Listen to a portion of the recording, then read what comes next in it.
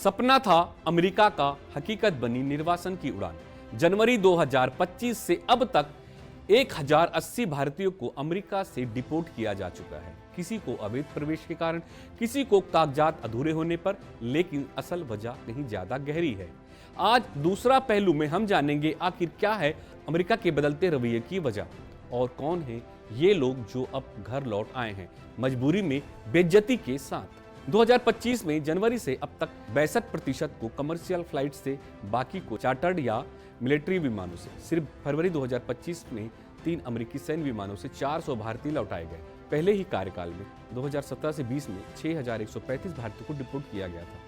किन परिस्थितियों में ये हो रहे हैं निर्वासन? ये सिर्फ आंकड़े नहीं, हर डिपोर्टेशन के पीछे एक टूटा हुआ सपना, एक झूठा वादा, एक झकझोर देने वाला अनुभव। मेक्सिको के रास्ते अमेरिका में घुसने की कोशिश, एजेंटों द्वारा फर्जी दस्तावेज तैयार करवाया, वीजा ओवर स्टे, समय से अधिक रहना, असाइलम की फर्जी अपीलें, ट्रंप की अमेरिका फर्स्ट नीति के तहत सख्ती।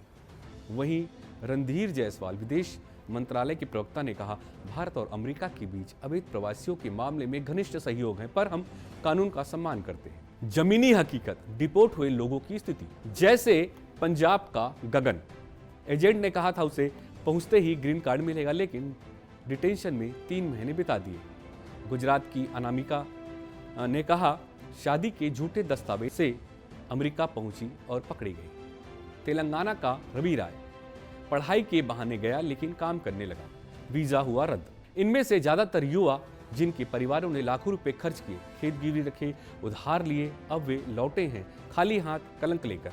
अमेरिका वोटर अब अप्रवासियों को मुद्दा मान रहा है। उपराष्ट्रपति जेडी वांस ने कहा, हम अमेरिका को सुरक्षित रखने के लिए सभी गैर कानूनी घुसपैठियों पर कार्रवाई करेंगे, चाहे वे किसी भी देश से आए हों। डिपोर्ट किए गए लोगों को रिहेबिलिटेशन की कोई नीति नहीं, राज्यों के पास आंकड़े तक नहीं। पंजाब, गुजरात, तेलंगाना, यूपी सर्वाधिक प्रभावित लोग हैं।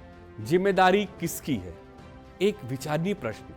सवाल सिर्फ अमेरिका की शक्ति का नहीं, सवाल है कि हमारे देश में झूठे वीजा सपना बेचने वाले एजेंटों पर कब तक खुलेआम काम करते रहेंगे? माता पिता कब तक बच्चों को बिना जांचे परखे विदेश भेजते रहेंगे? और क्या सरकारों के पास कोई नीति है जो लौटे युवाओं को सम्मान और रोजगार दे सके?